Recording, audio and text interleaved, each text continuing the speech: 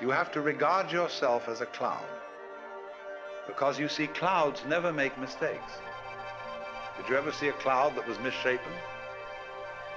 No, they always do the right thing. Now, so as a matter of fact do we, because we are natural beings just like clouds and waves.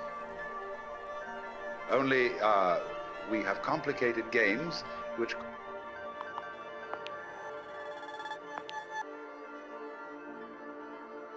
cause us to doubt it.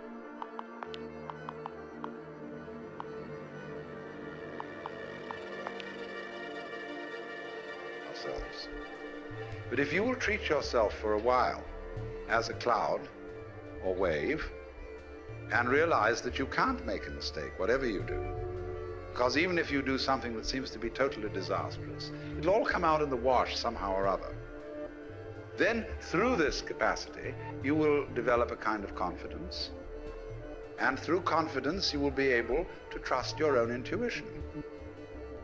Only the thing that you have to be careful about, and many people fall into trouble here, is that when they take the attitude that I can't possibly make a mistake, they overdo it, which shows that they don't really believe it. So a lot of people come on, so you put on the weirdest, filthiest clothes, and you go and steal things, and all kinds of things like that. That's overdoing it. That shows that you haven't learned. You're overcompensating. Because before you were told to do this, do that, and the other, and watch, and be self-conscious and nervous, and so on. And so you just go to the other extreme. But this is the middle way of knowing it has nothing to do with your decision to do this or not. Whether you decide that you can't make a mistake, or whether you don't decide it, it's true anyway, that you are like cloud and water. And through that realization, without overcompensating in the other direction, you will come to the point where you begin to be on good terms with your own being and to be able to trust your own brain.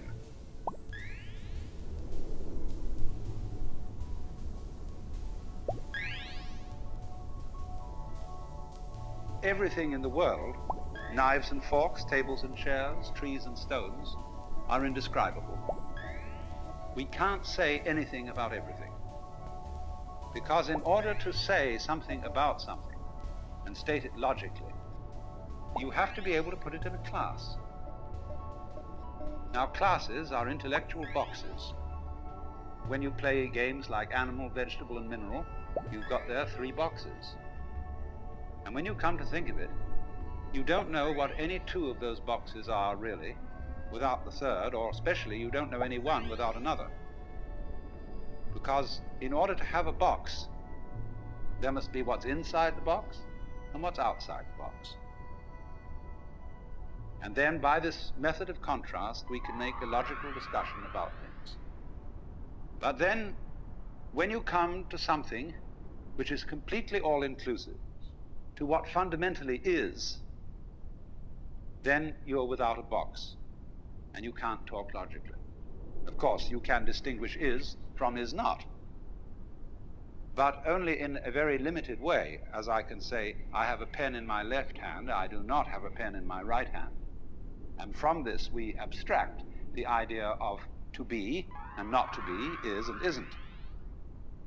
But when we consider being with a capital B, this includes not only such ises as celestial bodies, but also such isn'ts as the space that encompasses them. And these 2 go together.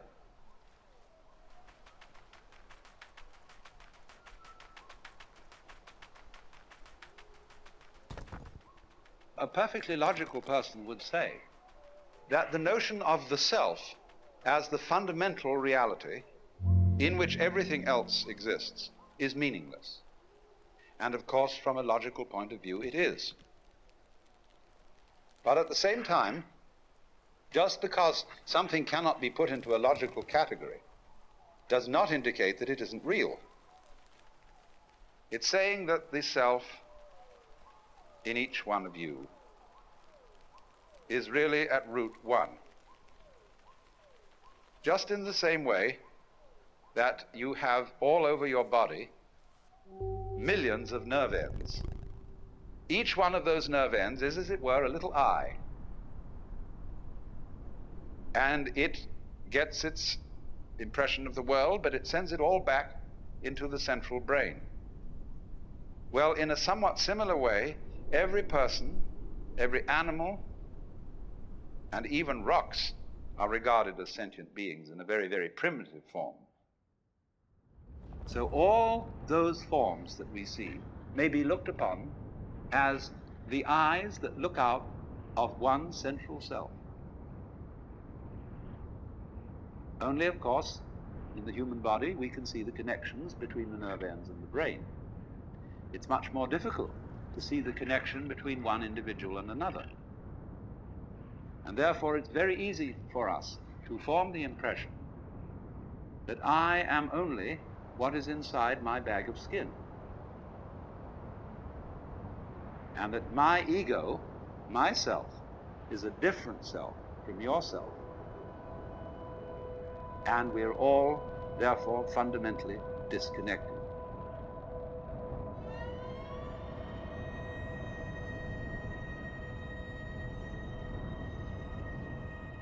No person exists alone. And we need, in order to live, the cooperation of a community, of a society, not only of people, but also of plants, many kinds of animals, insects, bacteria, air. Every kind of thing that is around us is as essential to our being as our heads.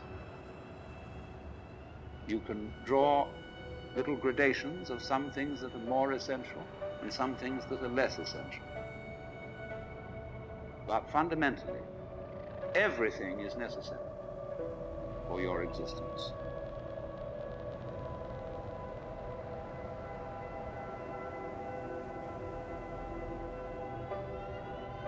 So your apparent disconnection, the fact that you are not tied to other people with umbilical cords or some kind of wiring that gives you one mind. Nevertheless, we do have one mind, in the sense that, for example, all of us turn out to be approximately the same shape. 2 eyes, 2 nostrils, a mouth, 2 hands, 2 legs, and so on. But going yet deeper, we find that it's somehow a necessity of thought that there be some sort of a something which is the common ground of all these universes, all these galaxies. And that ground is the self. Now that's quite a startling point of view, because what it's saying is, you see, that you are basically the works.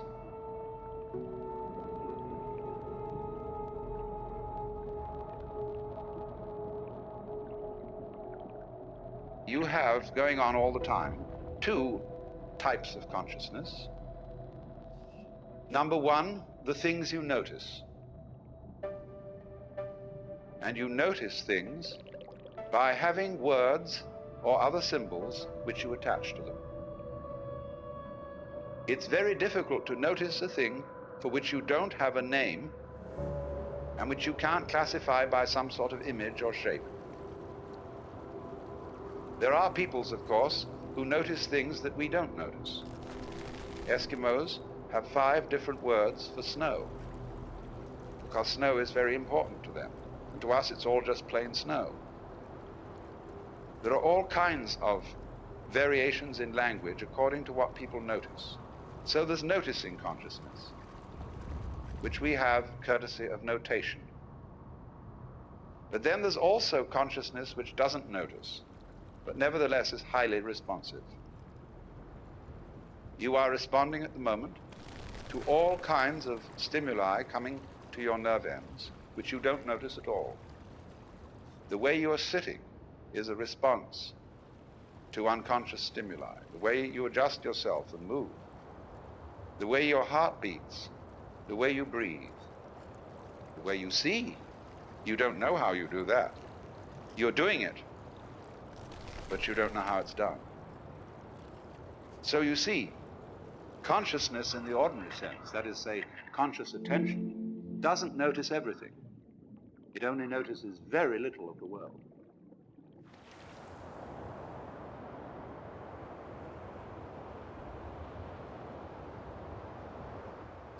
Just in the same way that conscious attention is not aware of all the other operations of the body, in just that way, we are not aware of our connection, indeed our identity, with the fundamental self.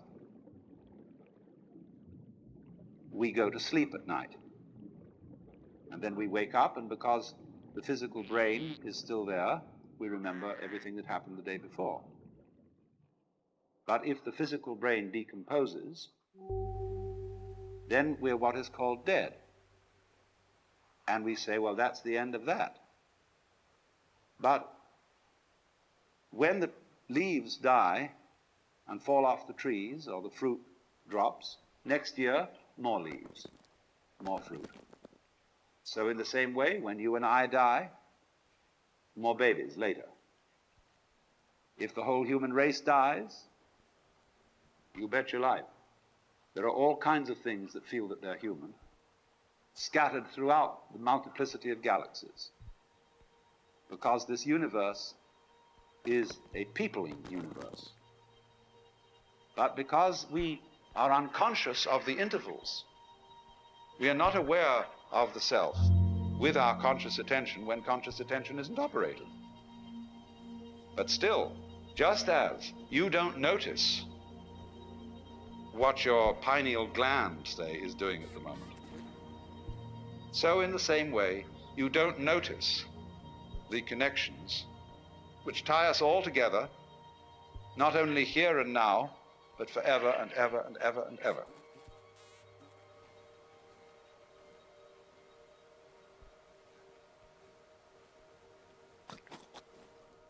The basic reason why we don't notice the self is that the self doesn't need to look at itself. A knife doesn't need to cut itself. Fire doesn't need to burn itself. Water doesn't need to quench itself. And a light doesn't need to shine on itself. Nevertheless, it is possible, in a certain way, to become aware of oneself in this deepest sense, to know that you are the totality, to wake up from the hallucination that you are just poor little me, from that kind of hypnosis, and discover that you are simply something being done by this vast, indescribable self, which is out of time, which has no beginning, no end, it neither continues nor discontinues. It's beyond all categorization whatsoever. So when you are trying to know the self, you have to get rid of every idea in your head and see this everyday world just as it looks now, but see as clearly can be that it is all the self.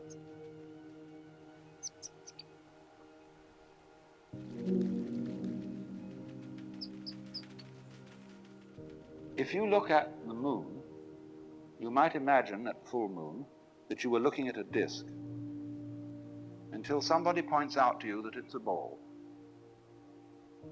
Sunrise is not the same event for a person who thinks that the Earth is the center of the solar system as it is for a person who knows that the sun is the center of the solar system and that the Earth is turning. Now, nothing in the way of a sense impression has changed, but your understanding of it has changed radically. The senses see the same event, but there is a different interpretation. And so seeing is done much more with the mind than with the eye. We see what we are taught to see. We see in terms of our ideological structure, our culture, our conditioning. And so all that conditioning teaches us to see the world in its separateness. But you can be deconditioned from that and see just this same world that you're looking at now in its unity.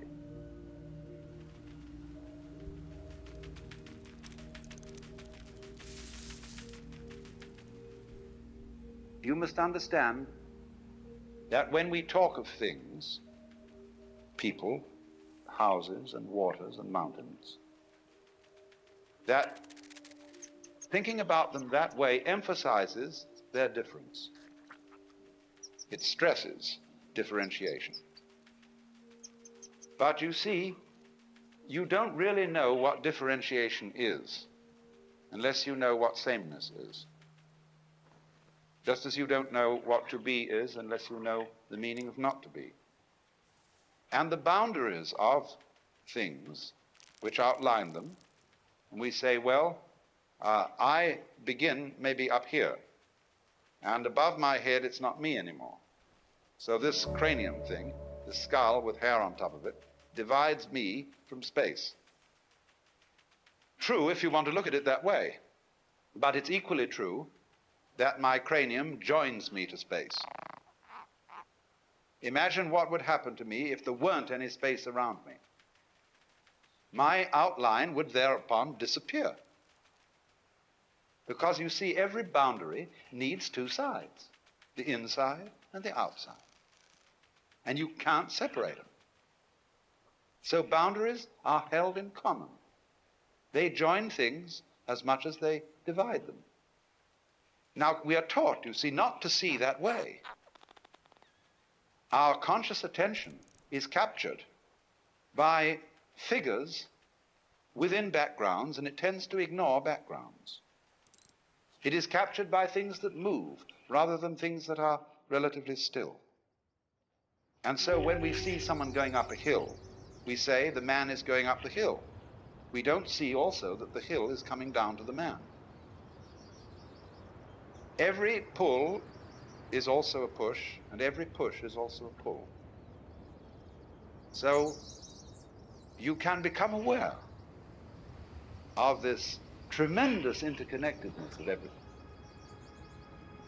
And that is, in a way, what we mean by relativity.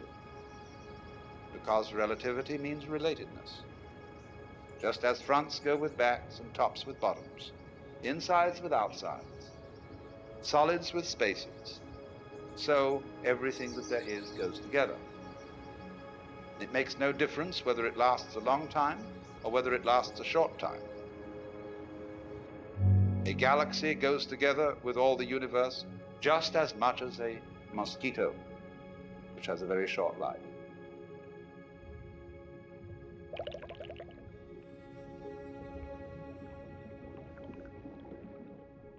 From the standpoint of the self, time is completely relative. You can have, if you scale it down, as much time between two of those very rapid drum beats as you can in eons and eons and eons. It's all a question of point of view or level of magnification. Change your magnification on your skin. Take out a magnifying glass, and you don't see the familiar skin anymore. You see all the pores with hairs sticking out. Change it again and get a microscope, and you see cellular structure. Get an ion microscope, and you see molecules. And we know that it can get smaller and smaller and smaller, and that the spaces between these minute units are so vast that they're comparable to the distances between sun and planets in scale. So also with time. So in this sense, there could be vast, vast universes full of empires and battleships and palaces and brothels and restaurants and orchestras in the tip of your fingernail.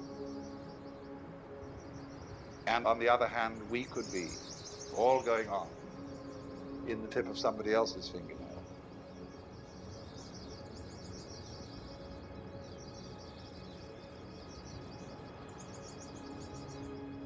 It's very important to understand not only the relativity of size and of time, but also of what there is. Now, as you know, the human senses respond only to a very small band of the known spectrum of vibrations. We know through instruments of quite a vast spectrum, but we, as I say, with our senses, see only a little of it. If our senses were in some way altered, we would see a rather different looking world. We can do this, of course. We can put on special lenses to enable us to see heat. And then we see all the heat radiations coming out of people. And we say, well, I never noticed that about you before. But so in the same way, you see, there are infinitely many possibilities of vibration and of organs sensitive to those vibrations, so that there could be worlds within worlds within worlds, spaces within spaces, just like the many, many wavelengths of radio and television, going on forever and ever in all directions. The possibilities are infinite. But having senses and noticing is a selective process. It picks out only certain ones, just as when you play the piano. You don't take both arms and slam down all keys at once. You select. And so perception is a kind of piano playing. It is picking out certain things as significant, that is to say, as constituting patterns. And the whole universe seems to be a process of playing with different patterns. But whatever it does, whatever it plays, in whatever dimension, on whatever scale of time or space, it's all on the self.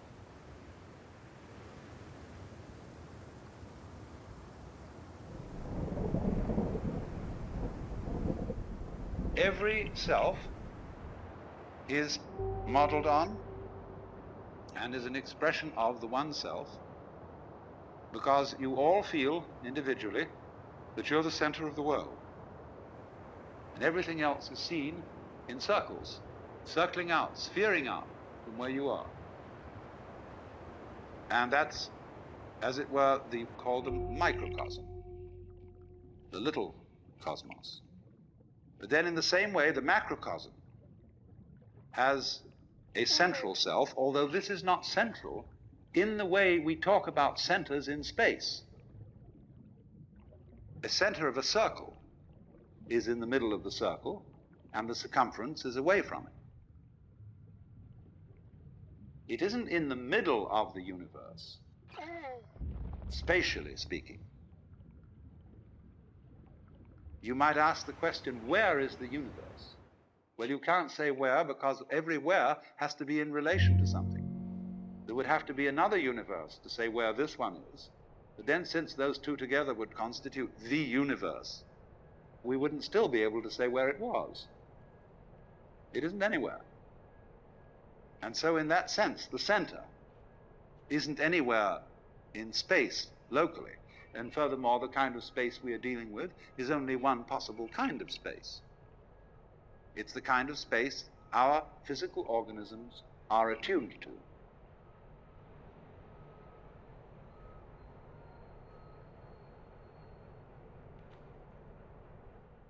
What is this that I call I? That's one of the very fascinating questions. It teases us out of thought to think about death in the sense of going to sleep and never waking up. Imagine that. And you find you can't. And yet it's a thought that although you can't get to grips with it, it remains fascinating. Also the question, how is it suddenly that you awakened into this world? Where were you before? And that's the same sort of weird question as what it would be like to go to sleep and never wake up. What was it like to wake up having not previously gone to sleep? It's very mysterious. But as you go on and plumb this question, you begin to develop the feeling that your existence is exceedingly odd. In many ways odd. Odd because it is here and it so easily might not have been. After all, if your father hadn't met your mother, would you be here? Now, of course, somebody would be here, because he might have met somebody else. Would that be you? Of course it would. Don't you see? You can only be you by being someone. But every someone is you. Every someone is I. That's your name, you say. It's me. I am here. And everybody feels that I in the same way. It's the same feeling. Just like blue everywhere is the same color. So I-ness being, as it were, the most fundamental thing in man is also fundamental to the universe. It too is I. And our I is a special case of it, coming out from the, in quotes, central I. So you see, there's really nothing to worry about, because the important you is perfectly indestructible. It's what there is.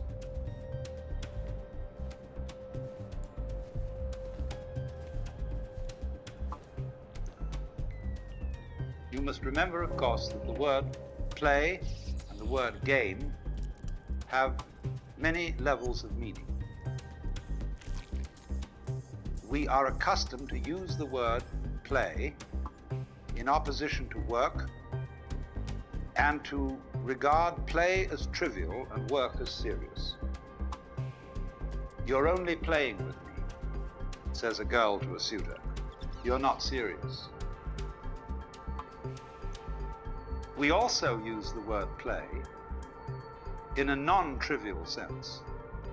We say, I went to a play. Well, what did you go to? Oh, it was Hamlet, a tragedy. But it was still a play.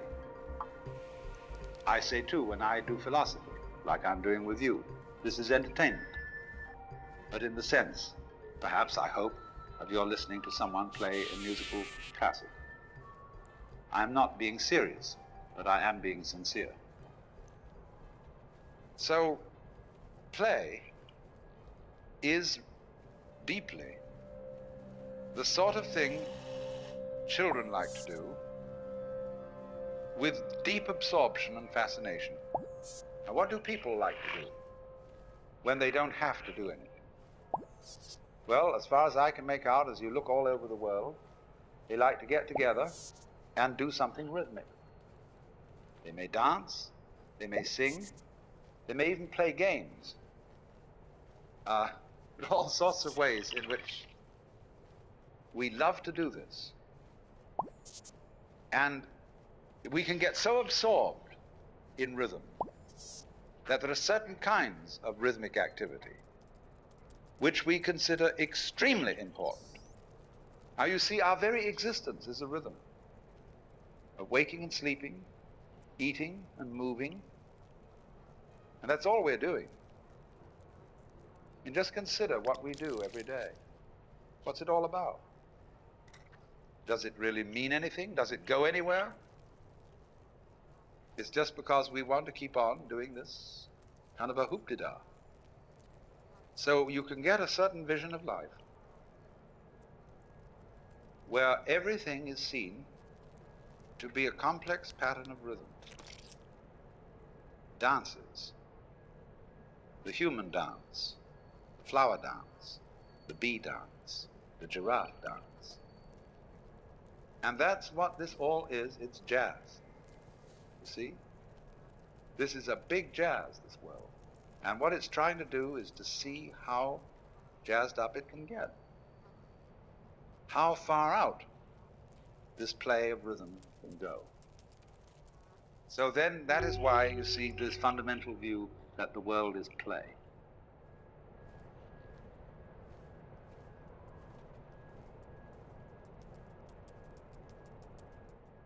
And so in all this, you see, when you get a game going of this kind, there comes the point of what you might call emotional investment. When you feel that the outcome of this particular feature in the game is urgent. See, this matters. And it's up to you what you think matters. We teach our children what matters, what's important for them to learn. And we teach them basically that it's important to live. You must go on. That's terribly important. But when you see you have this terrifying urgency to go on, and feel you must, this is important, this matters, we screen out of our consciousness the fact that this is our own volition and our own game, because we are captivated by the illusion of the necessity and the importance of going on, to keep other people going on, to keep children going on, to keep this thing up. And the difficulty is that as we become disturbed and anxious about this, it's more difficult to keep the game going. In proportion as we are frightfully concerned to survive, we start fighting other people. We start clobbering our neighbors who are stealing our crops, and whatever it is, all the old fights start. And it is these fights which, more than anything else, at the moment, you see, are endangering the entire human project. But all based fundamentally on the illusion that it's utterly important that we survive. The illusion that I am going on, that I constitute a real continuity from this moment to the next moment, to the next moment, to the next moment.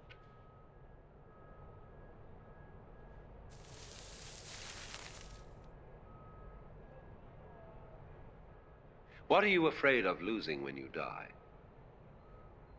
Why?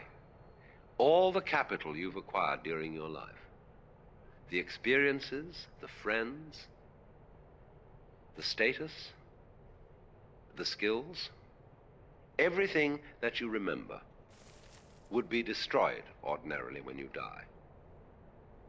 In other words, we are afraid of losing the past. Now, it's perfectly obvious that when you die, yes, everything that you've acquired as an individual and stored in your brain is dissolved and distributed. But at the same time, it is equally obvious that when you die, there won't be, following the moment of death, everlasting nothingness.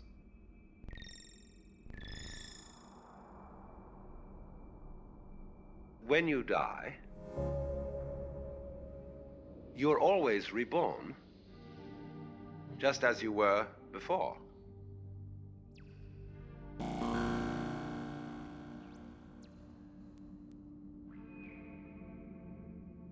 When you came into this world, there gradually arose into being the sensation of I. And it stays there a while, it goes through a development, and then it drops off. But all the time, everywhere, there are other I's starting up. See? Whether they be human, animal, anything you like. They be in other galaxies, etc. Always, they're starting up. Now, you would say, is there no connection between them? No, in the same way there is no connection between the molecules in your hand. And yet you say it is a hand. But if you look at it under a powerful enough microscope, the molecules in your hand are miles apart. And you would say there's no connection between them. What's the connection between this galaxy and other galaxies? Well, we can't see any connection. And yet there are gravitational swings whereby they respond to each other and move in a certain collective order. So in a very similar way, the constant appearance of beings who feel that they are I, constitute a wave motion. You can see it either way. You can see yourself, in other words, as existing only now. That's the only you there is. The alternative to that, logically, is to see yourself as everything.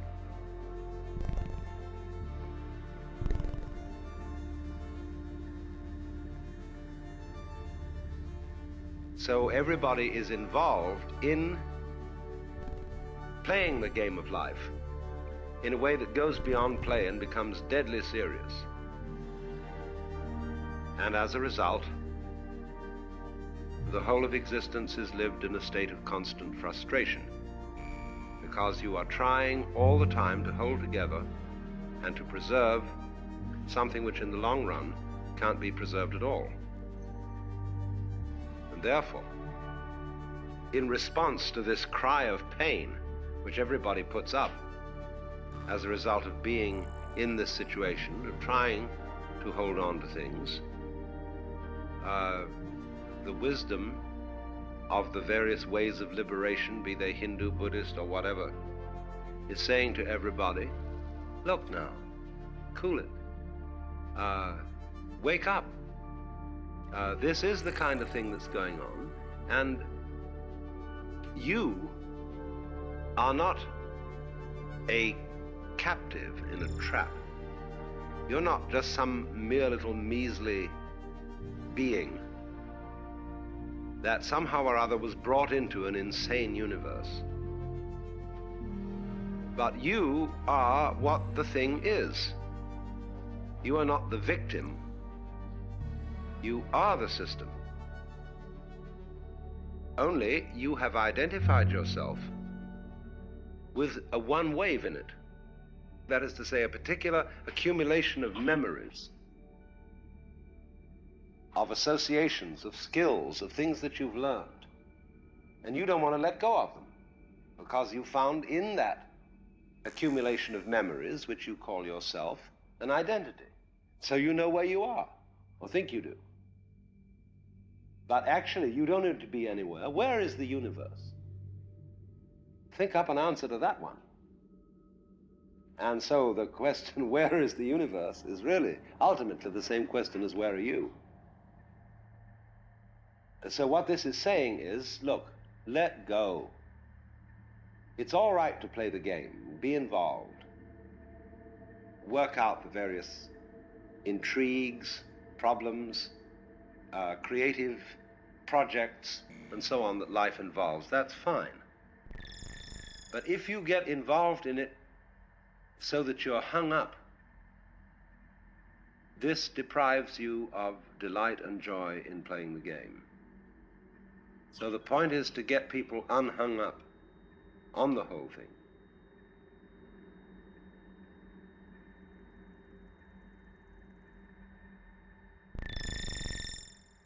No point of view is the right one. Infinitely many points of view are possible. But if you take a point of view and you insist that's the only point of view, then you're hung up on it. So long as you insist that black is black and white is white, and that there are Republicans and Democrats and capitalists and communists and good guys and bad guys, it's a hang-up. So also between what is you and what is other than you. I would begin, you see, with the assumption that every person, every sentient being whatsoever, is I. I is simply the universe aware of itself at a particular place and time. That's what the word I means. And so the feeling that we call I is how everything feels on the inside. But it is always in a particular place at a particular time. And these particular places and particular times, they keep going on and on and on and on and on. Myriads of them, all over. And you feel that you are I just as much as I feel that I am I. And your I feeling and my I feeling are essentially the same. Only we're looking from different places. but it's all one eye. Only we don't see this because we are hung up on the coming and going of I, on the particular circumstances in which every I appears. So because of our myopia, because our point of view is fascinated by the details and the differentiations between everything that's going on, the differentiations between people, the differentiations between generations, we are so preoccupied with that particular view of things that we're hung up on it. And we don't see that it's the same thing happening again and again and again. And that every I that comes into this world is you.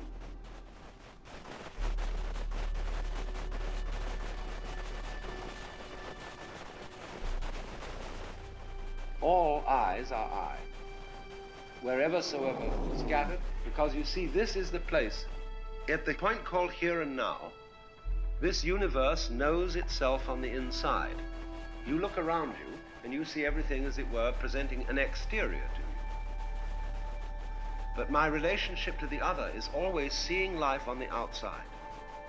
However much I get down to the tiniest cells that constitute your nervous system, if I go down into the molecules, I go down into the atoms, I'm still regarding them from the outside. The only point at which I know the thing on the inside is where I am. Then I have inside knowledge of what everywhere else appears to be outside. So to realize inside, there must, of course, at the same time be outside. To realize self, there must be the counterbalance of other. Because it's like black and white, it's like back and front. They're inseparable.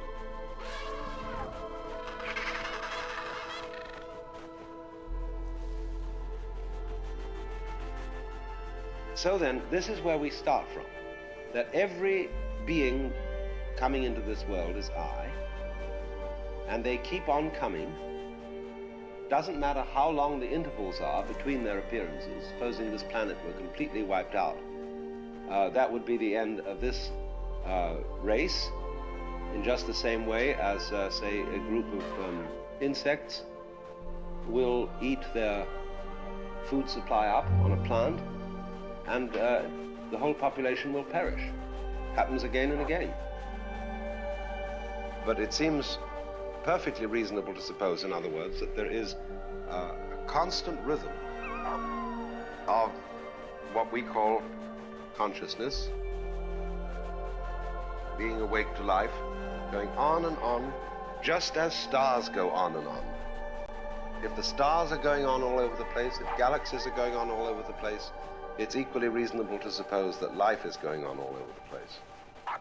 And although the distances from our particular point of view between these islands of life may be vast, don't forget that the distances between the molecules in your own body are equally vast on their scale.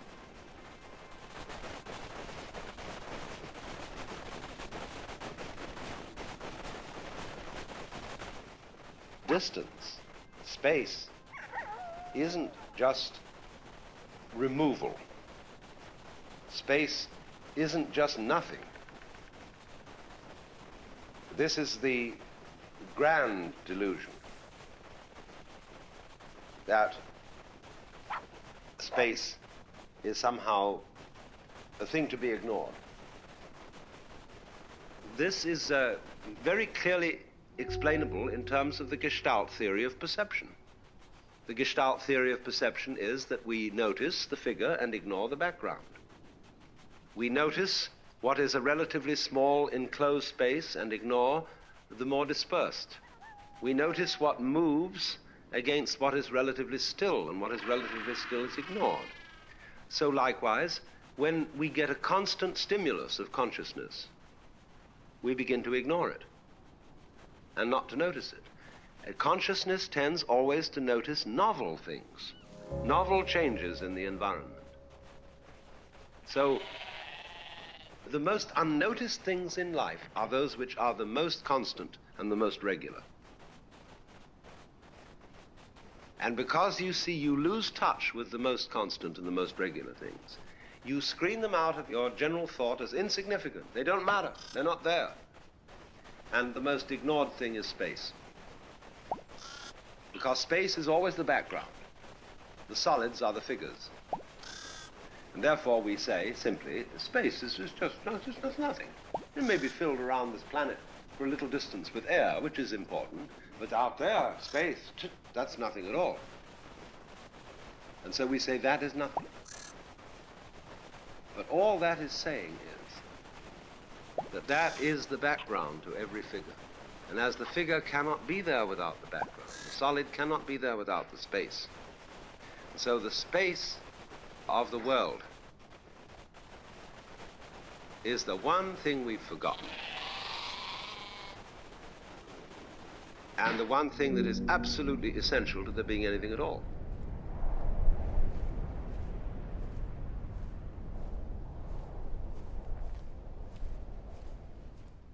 So then, we must realize that what we call separate things, separate molecules, separate lives, separate planets, separate stars, separate galaxies, are joined by space.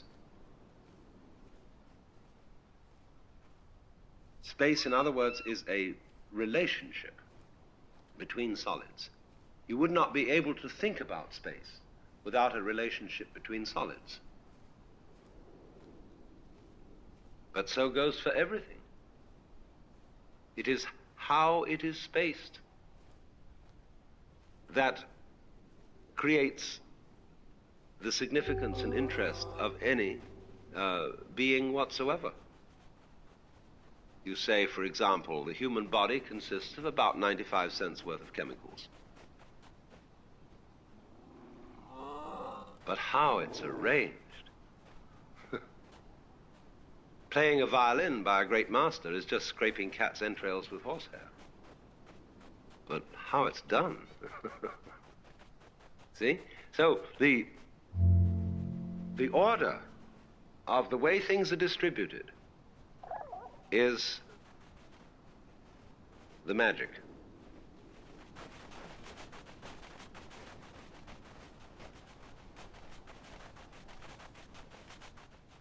What are we doing, you see? You've got a universe which you're living in, which is fundamentally wiggly.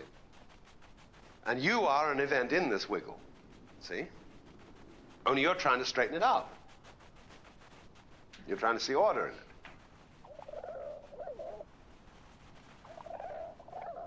And your doing this is itself a wiggle. After all, you may say, one or two things in here are straight, you know? And it's their nature to go that way, to be orderly things, to be straight things, or whatever other quality you want to put on it. And we are like that. We are something in this which has it in its nature to arrange it this and that way, to want to see things straight. But actually, there really isn't anything in the whole arrangement that is the right way of doing it. And there isn't anything in life, in your life, that is supposed to happen. You're not supposed to live to be 80 or to die when you're 23. So liberation is the realization there is no way that things are supposed to be. You are, you know, you're what there is. It's up to you to decide, see? But there's no way it has to happen. But on the other hand, if you want to feel that there is some way you would like to arrange this, I mean, we can start pushing these things around, you know, and put them in some kind of an order. That's okay, too.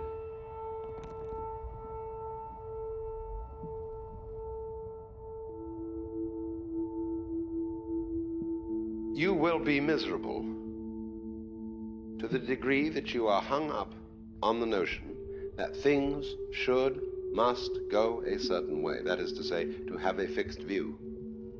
If you have no fixed view, you remain elastic. And about this, there is always something that can't quite be said. When we say, I have no fixed view, It sounds as if I were just a non-entity, like a moron.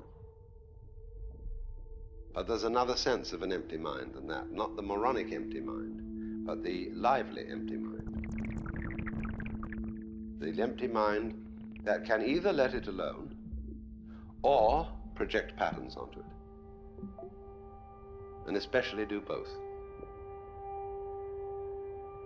So that instead of saying what you really ought to do is to project no pattern onto the world and realize that it's all fundamentally senseless, is to say, always do both at the same time. Project the patterns, but realize at the same time there is no fixed view that you should take. This is exactly the same thing as being able to realize that there are rights and wrongs and things that should be done and should not be done, but at the same time there's another point of view from which you can see that everything that happens is right the way it is, and that human life never makes an aesthetic mistake, just as the patterns of the clouds and of the foam never make aesthetic mistakes.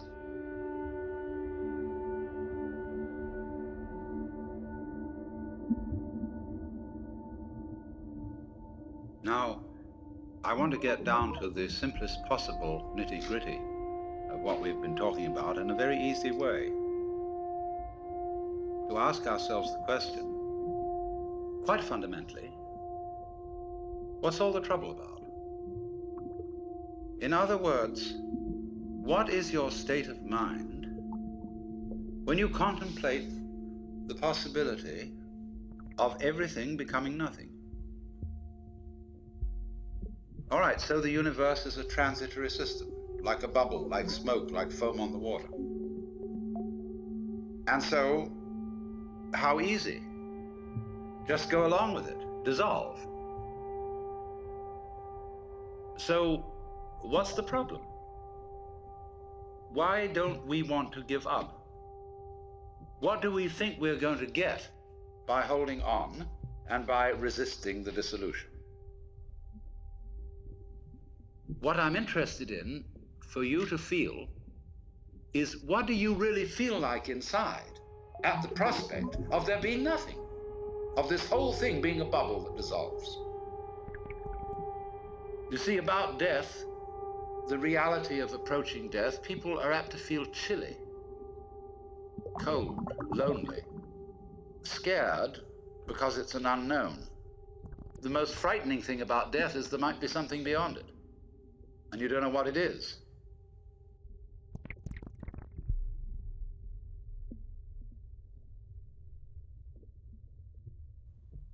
The world is full of threats, mostly from other people. And there are monsters. There are all sorts of things which scare you, but beyond every monster is death. Dissolution is the end of it all. And so long as we can be scared of that, and so long as we can be made to think of death as a bad thing, we can be ruled.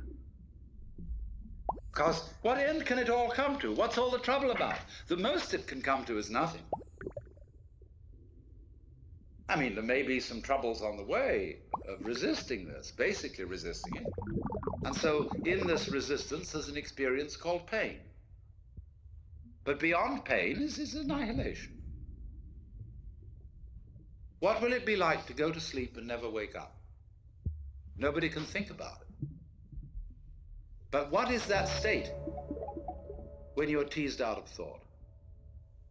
This is not, as you would fantasize it, a state of being in the dark forever. It is not like being buried alive, because then there's an experience of darkness. Now, so, when you really think about nothingness, it becomes like how your head looks to your eyes. And behind the eyes, you don't see darkness, do you? You're not aware of a contrast of light here, black there. Behind the visual field, there is simply nothing conceivable at all, neither darkness nor light. So, might one venture to say almost that that area of blankness we call death is what lies behind the eyes? In other words, it is what we can't think about that's what's watching.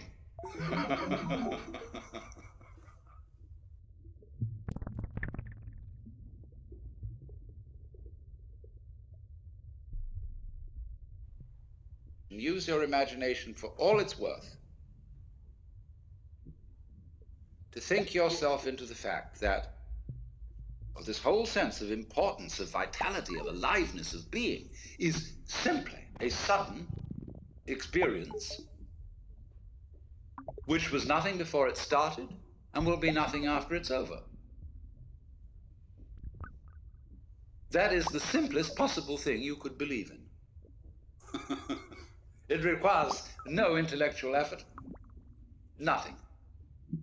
Supposing that's the way it is. What's your inside feeling about that? Supposing, let's say, you feel sorry. For whom is this sorrow? Who, when it's all over, will there be to feel sorry?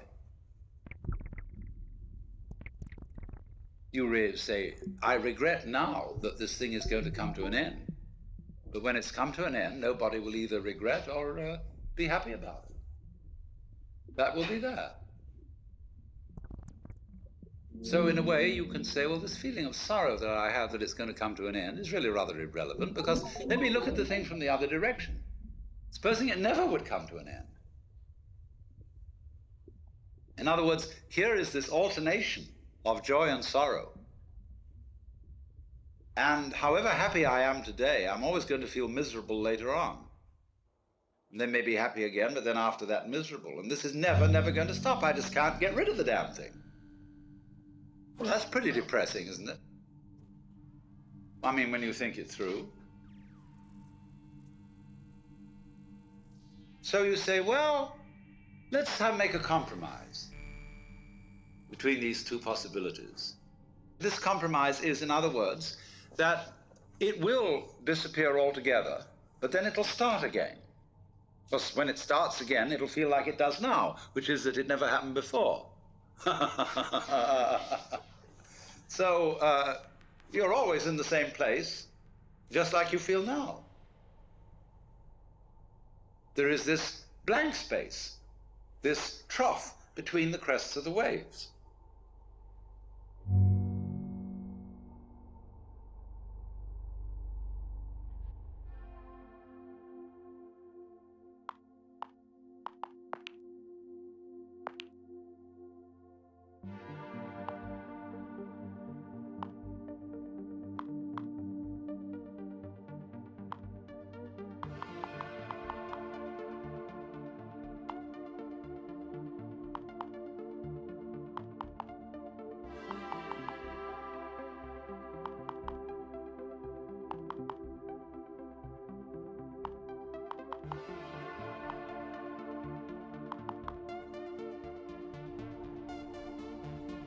Now I'm going to pull a fast one. So, every time an incarnation occurs, it feels like this one. See, it might be quite different. We might be reincarnated in another universe as beings of an altogether different shape. Not at all like human beings. But because we were used to it, we would feel that that was the human shape. We would say, well, that's natural. Obviously, that's the way things are. So naturally, if you appeared in the form of a spider, you would look around at other spiders and say, well, yes, of course, this is natural shape to be in. This is the human shape. Something that is not us looks at us and thinks we look perfectly terrible. I mean, imagine how you look to a fish. Clumsy, cumbersome, stupid-looking thing. Because the fish is so elegant and graceful and can slide through the water so beautifully. The human beings can't even swim properly. So don't you see that in every world that comes into being, or could come into being, it seems just like it seems now. And every species that you could belong to would seem like this one. it would have its up end of what is highly intelligent and its low end of what is not so intelligent. You would be aware of superior forces and inferior forces. But the things that appear to be above us are great natural processes. Only we think they're rather stupid, only very tough, too strong for us. Earthquakes, the elements. But at any rate, whatever level you're on, it always appears to be the same one. Therefore, naturally, don't we? We feel we're in the middle. We feel, for example, with the telescope that there is a world greater than us that is infinitely greater. We feel with the microscope there's a world below us that's infinitely smaller, and we seem to stand in the middle. Anything that grows anywhere is always in the middle. It's betwixt and between. And the middle always has, therefore, extremes. It has extremes in space. As far west and as far east as you can think, as far on and as far back. And there's always a beginning, and there's always an end, just as there's a left and a right.